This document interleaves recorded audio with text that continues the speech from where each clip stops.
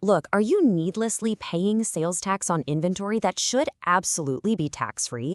Or maybe even worse, are you accepting invalid tax exemptions from your buyers, completely risking devastating financial penalties on every single transaction?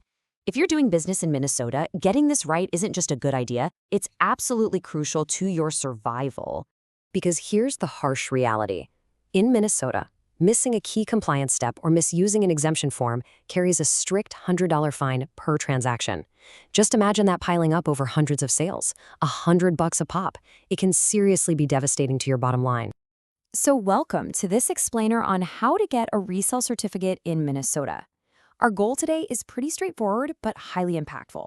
We want to empower you to save money, streamline your day-to-day tax processes, and really deeply understand Minnesota's compliance risks. That way, you can confidently protect your business as it scales.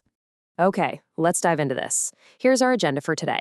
First, the high stakes of resale. Second, eligibility and registration. Third, mastering Form ST3.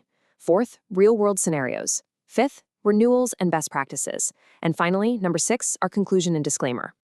All right, kicking things off with Section 1, the high stakes of resale. So under Minnesota state law, you have to remember that all sales are legally presumed to be taxable unless you can definitively prove otherwise. And how exactly do you prove that? Well, Minnesota has a bit of a quirk. The Department of Revenue doesn't actually issue a standalone, dedicated resale certificate. Instead, they use a consolidated, multi-use document. It's called Form ST3, the Certificate of Exemption, and this one single form covers the whole shebang, everything from government purchases right down to your standard purchases for resale. Using this ST3 form correctly is incredibly powerful for a few reasons. First off, it unlocks tax-free wholesale purchases, which instantly boosts your margins by stopping a 6.875% state sales tax leak on your inventory.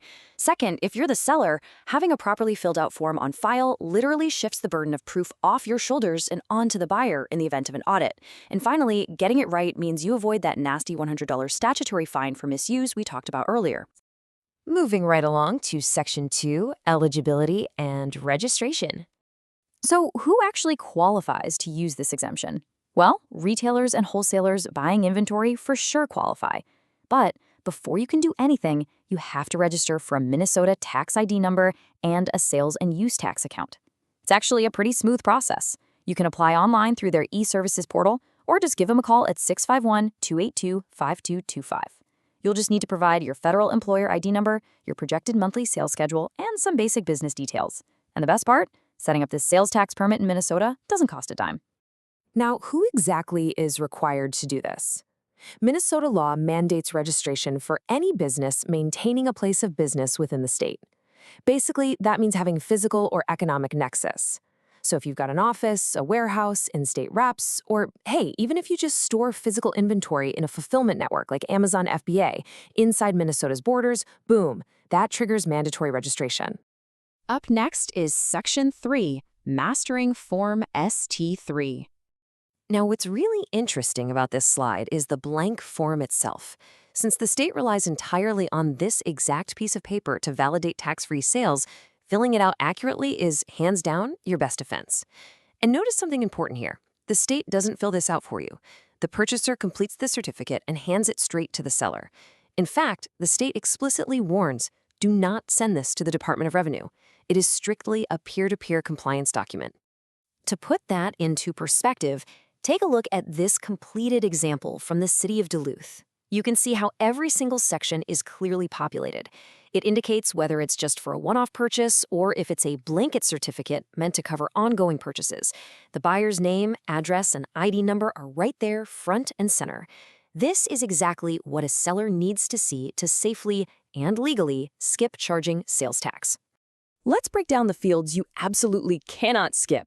You need the purchaser's full name and address, a valid ID number, which again is typically that Minnesota tax ID, the specific type of business, and an authorized signature. But listen, the most important part for our topic today is this. Under the reason for exemption, you must select Code H. Code H is literally the magic letter here. It's what legally designates that the purchase is for resale. Let's move into Section 4, Real-World Scenarios. The rules definitely shift depending on where the merchant is actually located and how the goods are trading hands. Let's look at an in-state Minnesota seller versus an out-of-state remote seller. If you're an in-state seller with physical presence, no way around it. You must use a Minnesota tax ID on your ST3. But Minnesota is actually super business-friendly when it comes to interstate commerce. An out-of-state retailer who doesn't have physical nexus in Minnesota can totally just provide their own home state tax ID number on the Form ST3 to validate that resale exemption. However, and this is a big however, out-of-state sellers need to be highly aware of something called economic nexus. If a remote seller makes 200 or more retail sales shipped into Minnesota or hits more than $100,000 in retail sales delivered into the state over a 12-month period, they trigger economic nexus. Once you cross that $100,000 line, that's it. You must register with the state, get your Minnesota ID, and start collecting tax. And this brilliantly illustrates how those different thresholds require completely different handling, especially when you get into drop shipping. A huge source of sales tax friction happens when an out-of-state retailer sells to a Minnesota consumer, but then a wholesale manufacturer drop ships it directly to them. In that scenario, the remote retailer can just use their home state ID on the ST3 or the SST Form F0003 to exempt the wholesale purchase from the manufacturer. But take a close look at that bottom row. If you are buying taxable services for resale, you absolutely have to use the Minnesota ST3. You cannot use the standard Multi-State Tax Commission uniform form for services in Minnesota. All right, Section 5, Renewals and Best Practices. So, once you have these certificates flying around, how do you manage them? Keep in mind, if an audit uncovers an invalid exemption, the sellers are the ones on the hook. And here's a massive administrative quirk you really need to brace for. Unlike a lot of other states, Minnesota does not have an online portal to instantly verify resale certificates. Yep, you heard that right. You can't just type a tax ID into a quick website to see if it's currently active.